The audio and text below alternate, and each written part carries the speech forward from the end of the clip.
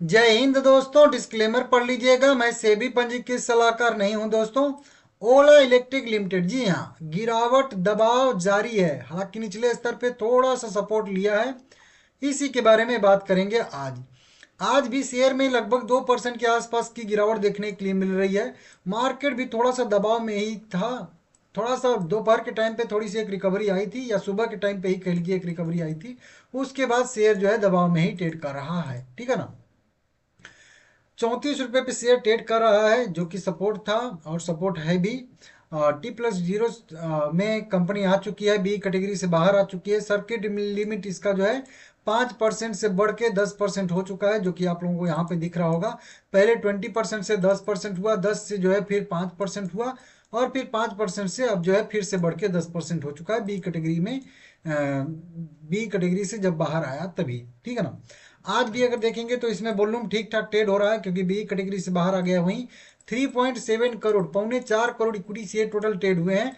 130 करोड़ रुपए के total share bye cell यहाँ पे होते हुए दिख रहे हैं हम लोगों को। 46% का ठीक ठाक डिलीवरी परसेंटेज भी देखने के लिए हम लोगों को मिल रहा है। अब यहाँ पे समझ लीजिएगा, अभी 4 करोड़ मान लेते हैं राउंड फिगर में वॉल्यूम ट्रेड हुआ है। 4 करोड़ का 46% शेयर जो है बाय सेल हुआ है, तो लगभग लगभग मान के चलेंगे 2.25 करोड़ इक्विटी शेयर या 2 करोड़ इक्विटी शेयर डिलीवरी में बाय हुआ है। अब यहीं पे जब केवल डिलीवरी ट्रेडिंग होती थी इसमें, तो कितना ट्रेड होता था? 50 लाख। मतलब समझ रहे हो, इंट्रा ट्रेडिंग की वजह से 2 करोड़ तो इंट्रा ट्रेडिंग हुई, और 50 लाख से वॉल्यूम भी 2 करोड़ बढ़ के हो गया डिलीवरी बेसिस पे। 46% का ये मतलब। लेकिन केवल जब डिलीवरी परसेंटेज ट्रेडिंग हो रहा था, डिलीवरी वाली ट्रेडिंग हो रही थी ना, तो उसमें 1 करोड़ से कम ही वॉल्यूम ट्रेड हो रहा था। ये होता है इंट्रा ट्रेडिंग का मजा, ठीक है ना। कि लोग जो जब खरीदते हैं तो उनके कह लीजिए कि उनके साथ जो है डिलीवरी वाले भी खरीदते हैं, ठीक है ना। ये सारा चीज़ है, इसको समझ लीजिए,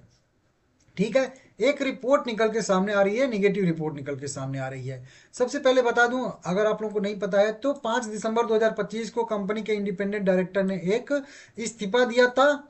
समय नहीं दे पा रहे थे कंपनी को, इसकी वजह से, और उनके जगह पे एक नया इंडिपेंडेंट डायरेक्टर के तौर पे नियुक्ति भी हुई।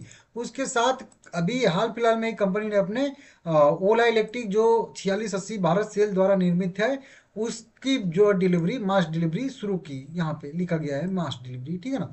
शुरू की पूरे भारत भर में, और इसका फीडबैक भी देखना होगा कि कैसा चल रहा है, कैसी डिमांड आ रही है। पहले तो बिक्री की ही डिमांड का इंतजार रहेगा कि कैसी आ रही है, तो उसका आगे ये महीना का जब आउटकम आएगा, बिक्री सेल्स का नंबर, तो वो जो है पता चलेगा, ठीक है ना। इसके बाद आज ये, हालांकि है ये पेड न्यूज है, देखिए, अब सदस्यता लें, प्रीमियम लाभ।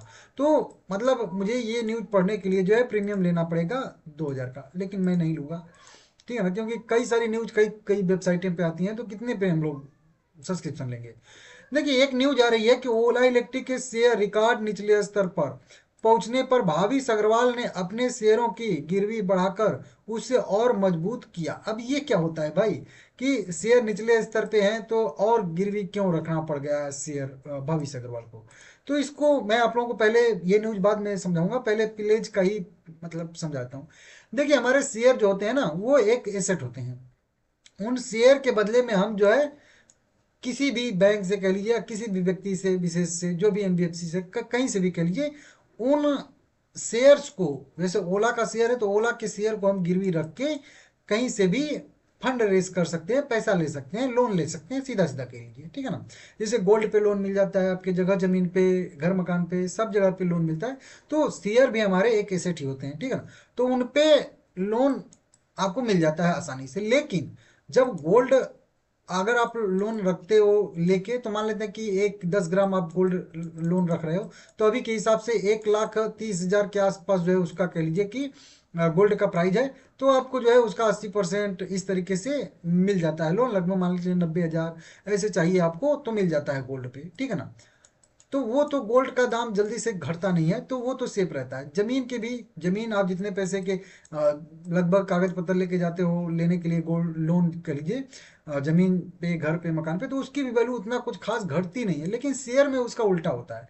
शेयर पे भी मिल जाता है, लेकिन शेयर में क्या होते हैं कि जिस वैल्यूएशन पे उस समय आप लोन ले रहे हो और गिरवी रख रहे हो शेयर को, लेकिन उसके बाद अगर शेयर के प्राइस गिर जाते हैं, तो वो आपके लोन अमाउंट से भी कम वैल्यू के बच जाते हैं, तो फिर और आपको कंपनी को जो है अपने शेयर रखने पड़ते हैं, होल्ड करने पड़ते हैं। इसको उदाहरण के तौर पे यहीं पे मैं समझा देता हूँ, इसी पे ओला इलेक्ट्रिक पे भी मान लेते हैं कि अगर ओला इलेक्ट्रिक का प्राइस जो है जब 100 रुपये ट्रेड कर रहा था, यहाँ पे 100 रुपये प्राइस था ना, यहाँ पे 100 रुपये पे मान लेते हैं, एक ही शेयर का एग्जांपल लेके चलेंगे तो और आसानी से समझ में आ जाता है, ठीक है ना, कोई चीज़ या 100 का मान के चलते हैं हम लोग तो बढ़िया से सब कुछ आ जाता है।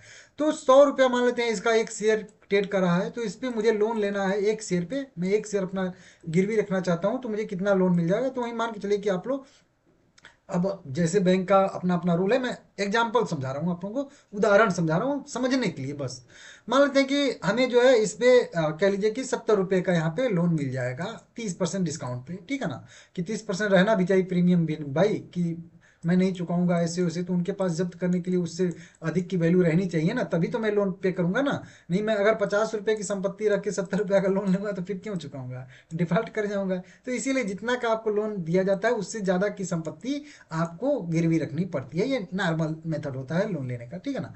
तो अब मान लेते हैं कि 100 रुपये वाले मैं अपना एक शेयर कंपनी को गिरवी रखा, किसी को बैंक को, और 70 रुपया का लोन ले लिया। अब शेयर का प्राइस गिर गिर गिर के जो है 70 रुपया आ गया, तो अब तो हमारे लोन को मैच कर गया। अब वहां से भी गिर के 50 रुपया आ गया शेयर का प्राइस।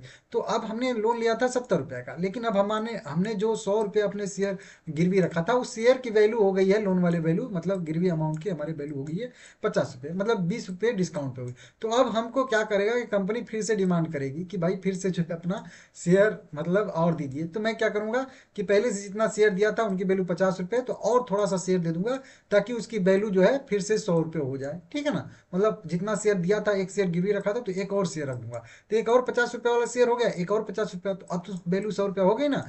तो यही वाला सिस्टम इनको करना पड़ा है, मतलब इनके शेयर की वैल्यू घट गई है और ये लोन लेके रखे थे, तो अब इनको और ज़्यादा उनको जो है गिरवी मतलब शेयर देना पड़ रहा है बैंक को, या जहाँ से भी लोन के लिए लिए हैं वो। तो अब इनका प्लेज परसेंटेज जो है वो और बढ़ गया है, क्योंकि पहले इन्होंने कम शेयर प्लेज करके रखे थे, अब इनको ज़्यादा प्लेज करना पड़ रहा है, क्योंकि अब कंपनी को ज़्यादा मतलब जो भी बैंकों के लिए ज़्यादा इक्विटी शेयर देना पड़ रहा है। तो ये थोड़ा सा समझना आपको जरूरी है। ये हमेशा काम देगा, आज के लिए नहीं है, कभी भी हमेशा आप इसको जहाँ पे भी पढ़ोगे समझोगे तो आपको समझने के लिए आसानी रहेगा। बताया जा रहा है कि ओला इलेक्ट्रिक मोबिलिटी के संस्थापक अध्यक्ष भाविश अग्रवाल ने दिसंबर में दो और प्रतिज्ञाएं बनाई हैं, जिसमें कुल प्रतिज्ञा हिस्सेदारी बढ़कर 13% हो चुकी है।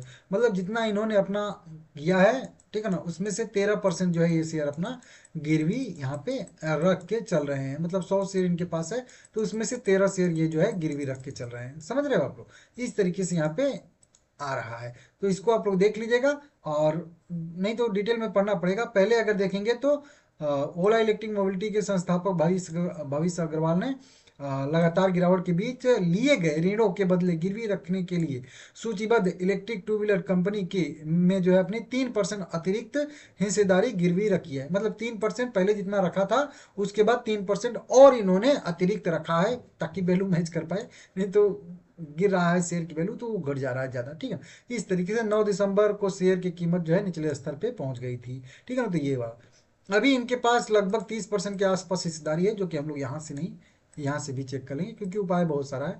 देखिए यहाँ पे 30% के आसपास भाविश अग्रवाल के पास, जो यहाँ पे देख सकते हो, यहाँ पे भाविश अग्रवाल है ना, प्रमोटर है। इनके पास टोटल कितने इक्विटी शेयर है तो बता दूं आप लोगों को, लगभग लगभग कह लीजिए कि वहीं 123-32 करोड़ के आसपास इक्विटी शेयर है मेरे हिसाब से, ठीक है ना। 30% total number of equity share के 30% इनके पास शेयर है, समझ रहे हो। और ये अभी अपना प्लेज कितना करके चल रहे हैं अभी, तो यहाँ पे देखोगे ये जो रेड दिख रहा है ना, ये ग्रीन जो दिख रहा है वो टोटल प्रमोटर की होल्डिंग है, और ये जो रेड दिख रहा है ना 8.3%, ये जो है प्लेज परसेंटेज है। तो 8% इन्होंने अपना गिरवी रखा है शेयर, ठीक है ना। तो इस तरीके से देख सकते हो आप लोग।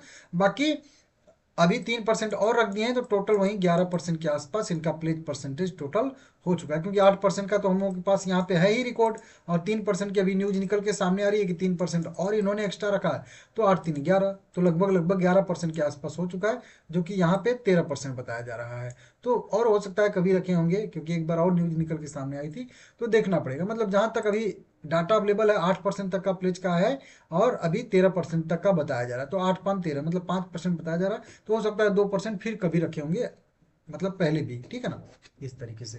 तो देख लीजिएगा आप लोग। ये एक निगेटिव न्यूज है कुल मिला के। आप पूछोगे कि इससे क्या फर्क पड़ता है ना, तो ये निगेटिव न्यूज होती है। प्रमोटर जब शेयर गिरवी रखते हैं तो फिर दिक्कत होता है थोड़ा सा, और निगेटिव इसको माना जाता है। अब प्रमोटर सेल करते हैं शेयर तो भी उसको निगेटिव माना जाता है। अब शेयर गिरेगा इसकी वजह से नहीं गिरेगा वो उतना ज़्यादा जरूरी नहीं होता है कि गिरेगा ही गिरेगा, लेकिन निगेटिव अपडेट मतलब कह लीजिए एक निगेटिव है। अब बिल्कुल 34 रुपये पे सस्टेन कर रहा है, यहीं पे सपोर्ट आप लोगों को मैं बताया भी था। अगर ये सपोर्ट ब्रेक होता है नीचे की साइड में तो 27 रुपये तक आ सकता है। ऊपर की साइड में रेजिस्टेंस 40 रुपये, 45 रुपये, 55 रुपये, ये सारे के सारे वहीं सारे लेवल हैं। अब फिर से जैसे जैसे एक एक को जो है ऊपर जाके सस्टेन करेगा वैसे वैसे व्यू बनेगा। हालांकि बिल्कुल सपोर्ट पे है, तो यहाँ पे तो निकलना मेरे हिसाब से नहीं चाहिए। आप अपने हिसाब से देख सकते हो, ठीक है ना।